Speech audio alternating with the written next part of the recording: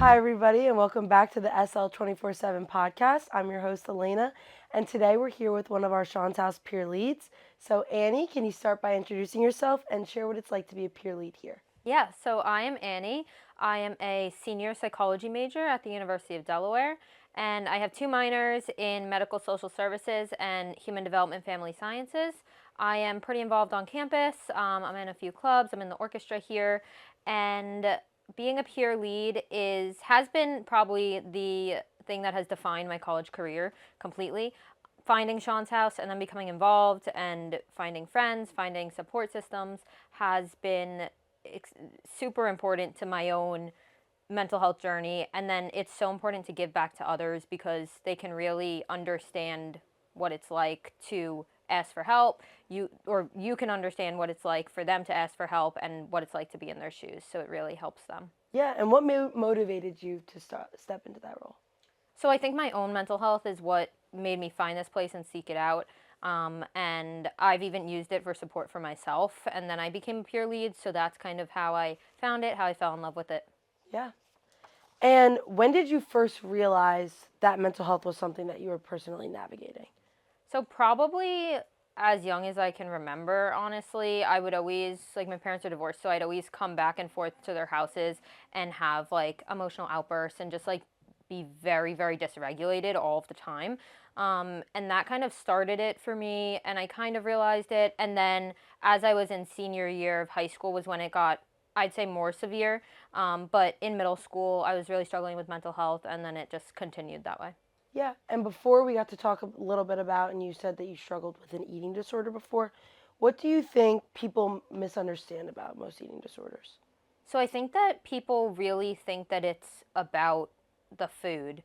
A lot of times it is, but it's not always. A lot of times it's just about something that you feel that you can control in your life. And that's something that I didn't realize until me and my dietitian really went, like, deep dived into it and really understood kind of the roots of my feelings. And it can be about food in so many instances, but it can also be about control, and it can be about how you're coping with things. And it can also be something that people don't realize, because if you don't, there's like an eating disorder look, and if you don't have that look, people aren't really going to understand. But so much happens when you're not necessarily even interacting with food at all. And so I think that people don't understand that it's literally like a 24/7 fight with your brain, rather than just like, oh, like, I don't want to eat this food, or like, I don't want to do this, or like, I want to go to the gym, like stuff like that. It's not as, it's a lot more intense than people understand it to be. Yeah, and I feel like eating disorders come in all different shapes and sizes. Yeah. But what does recovery look like specifically for you, like today? Yeah, so I'd say that recovery looks like having my thoughts be quiet rather than constantly being surrounded by food noise, is what I'd call it.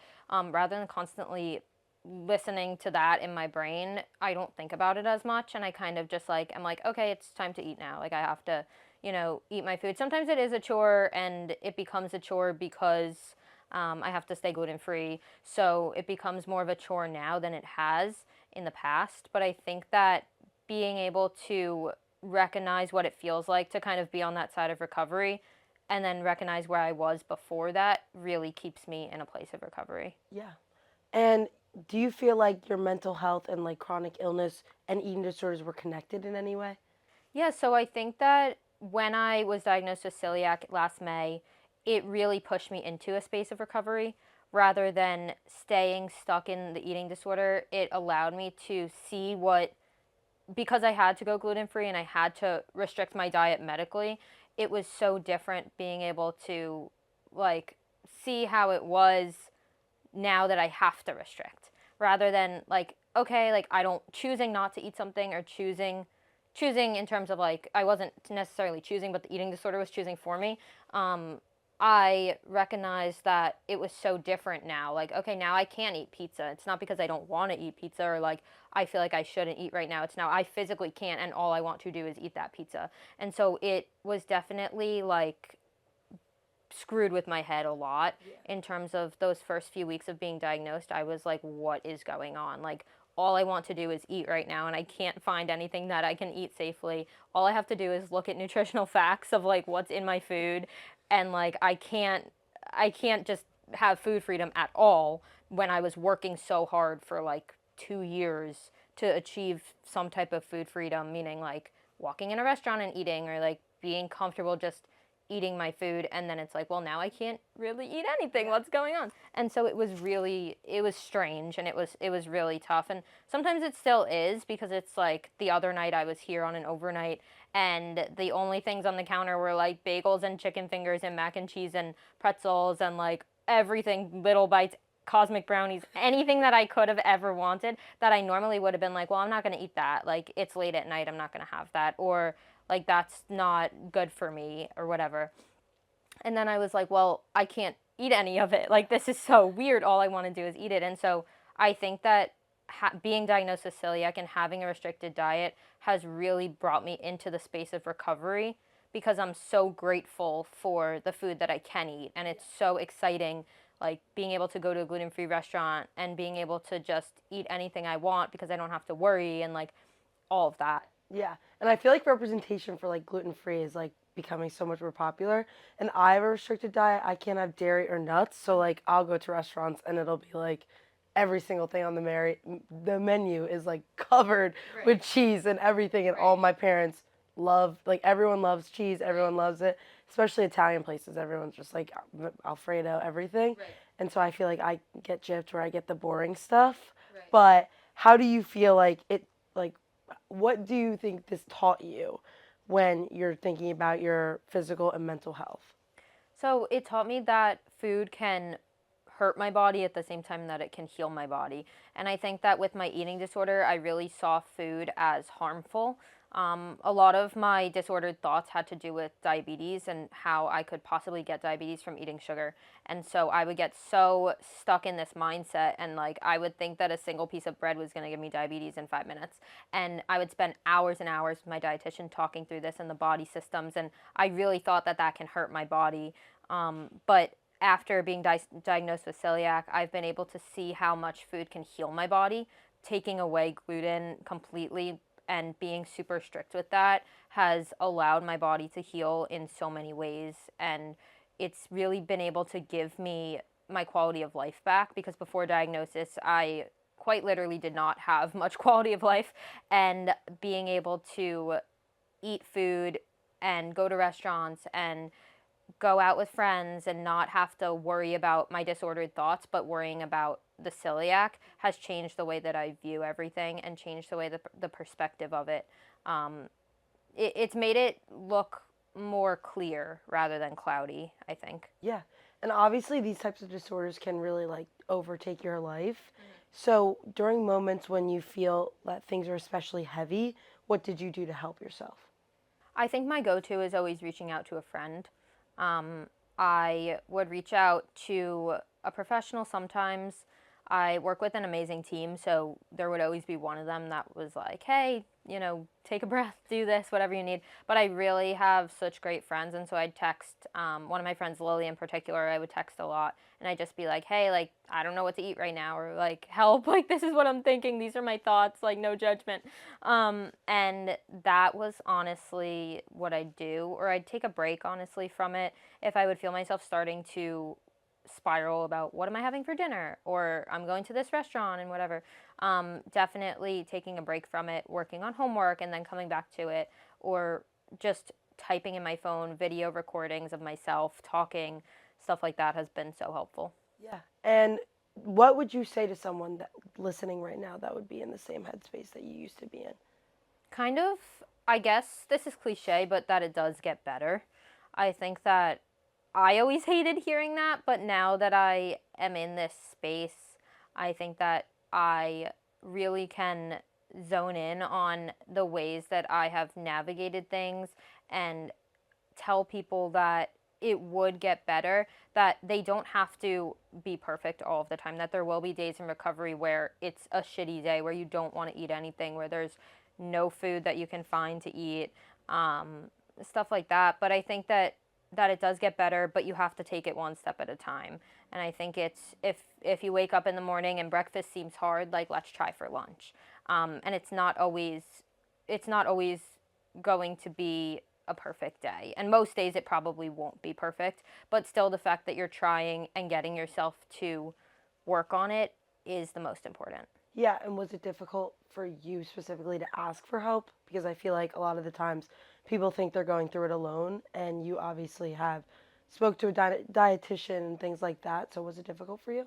Yeah, so I think that I'm somebody who likes to talk and I like to talk about my issues. Not always the best thing, but love to talk about what's going on in my brain and help people understand what's going on in my brain. And so it was kind of interesting with other things. I have been more open about it. With my eating disorder specifically, I was more closed off. I felt a lot more shame around it, and I felt that people wouldn't understand what I was going through.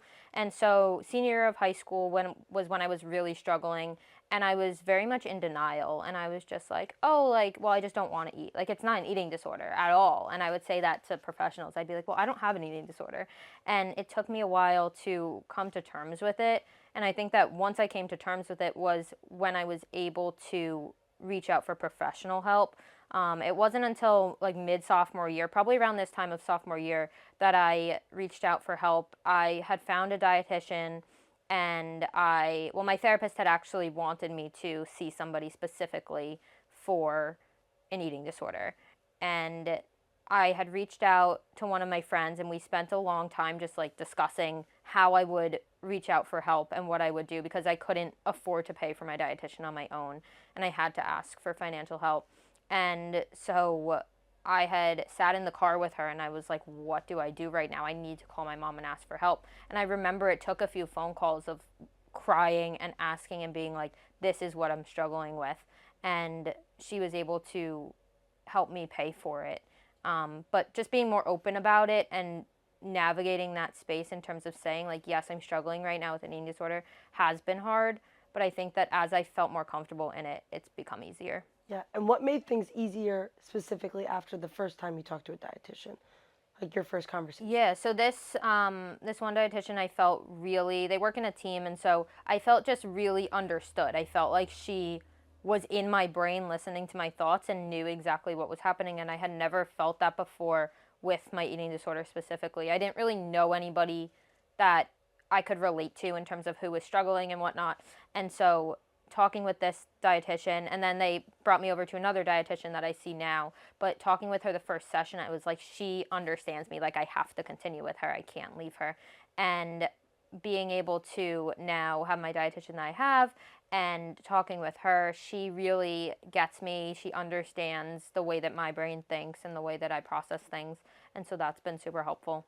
Yeah, and you've talked about how you've had some great friends along the way and also talking to professionals, but who or what specifically has been most supportive in your recovery journey? Yeah, so my friends are my rock all the time, my home friends specifically. Obviously, I found great friends at school, and people at Sean's house have been super supportive and amazing. But my one friend, Lily, has been so supportive throughout the entire eating disorder era, I guess. I don't know. But throughout the entire time that I've struggled, she has been so supportive. She knows exactly what to respond. She'll say, if I'm asking, like, what, I don't know what to eat right now, I'm getting overwhelmed, she will respond. My friend Carrie has been also amazing with it. Carrie probably has known about it longer than anybody else, and so she has been super supportive and stayed on the phone with me late at night and ate meals while I was texting her and figuring it out. And I think that my friend Alexa also has been so helpful, just like being on FaceTime and cooking meals and eating food and stuff like that. And I think that what's so helpful about being in recovery now is that I can be a positive food person for other people. And it's kind of obvious to me when people are struggling when we're out to eat and they're looking at a menu and they're stressed about calories or working out or whatever it is, and being like, hey, like, let's go get a sweet treat or let's go eat this or that or whatever, and being that positive person for them and not giving in that negative energy of like, well, we shouldn't eat that. Like, let's be healthy or whatever. It's like, oh, let's go eat that. That sounds fun or stuff like that. And so being a positive person has helped my own recovery as well. And has your eating disorder ever led to suicidal ideation? Yeah, my eating disorder has really impacted my mental health in terms of how I would think about life. And I honestly, a lot of times, the I wouldn't really see the next day clearly. I would really struggle with being able to get through certain moments throughout the day, and I'd be like, well, like, what if I just ended my life? What if I just, like, maybe this is where I'm meant to be?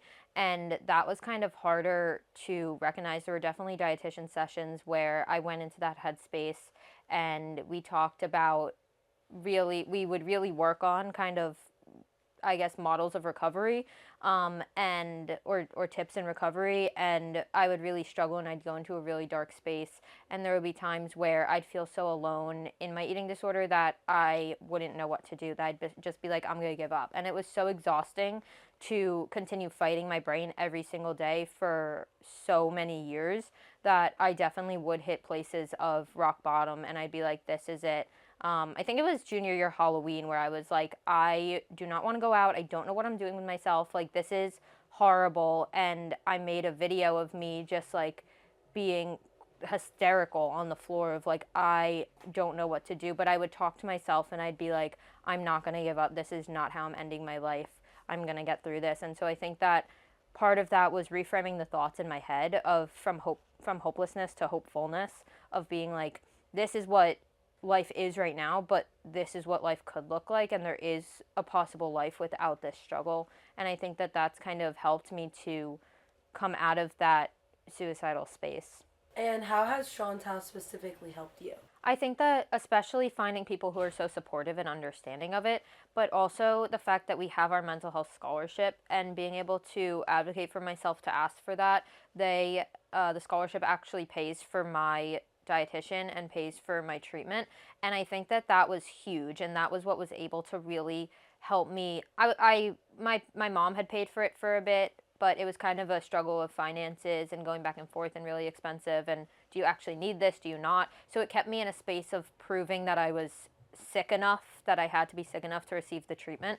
And I think that once the foundation was able to pay for it, that burden was completely taken off my back, and I was able to really focus on recovery and not how much it had cost. And so the scholarship being able to pay for my treatment has allowed me to reach the next level of recovery. And this is our last question. If someone listening is silently struggling, what's one thing you would want to tell them today? So something I'd probably tell them is that there is somebody that understands probably 99% of what they're going through and has a super, super similar story. And that's something that people should really connect to and lean into, because it's so important when somebody has something similar that they're struggling with, that they've been through before. You can lean on each other in a different way than somebody who's never understood it. And so I think that reaching out for help is where that kind of starts, and understanding that there are people who want to hear your story. There are people that will care about you and will go to the end of the earth to help you. There will be people that will force you to eat dinner with them when the last thing you want to ever do is eat. They'll sit on the floor with you. They'll cook you food. Like, people will show up for you. I'll never forget my big came over one night. I hadn't eaten in so long and I was like hysterical in the pantry. And she came over one night and was like, okay, I'm cooking you food and we're going to sit on the floor and eat it. And that was exactly what I needed. And it's people will show up for you. You just have to let them know that you're struggling. They're not going to show up if you're smiling and laughing, and they're not going to be there for you the same way that they would if you're not letting them in. And so I think letting them in is the first step. It doesn't have to be going a professional or doing a whole extensive treatment situation. It can just be a simple text of, hey, I'm struggling right now, let's get food or something, and people will end up showing up for you. Thank you, Annie, for coming on the podcast and just being so open and talking about these hard things. And we'll see you guys next time. Thanks.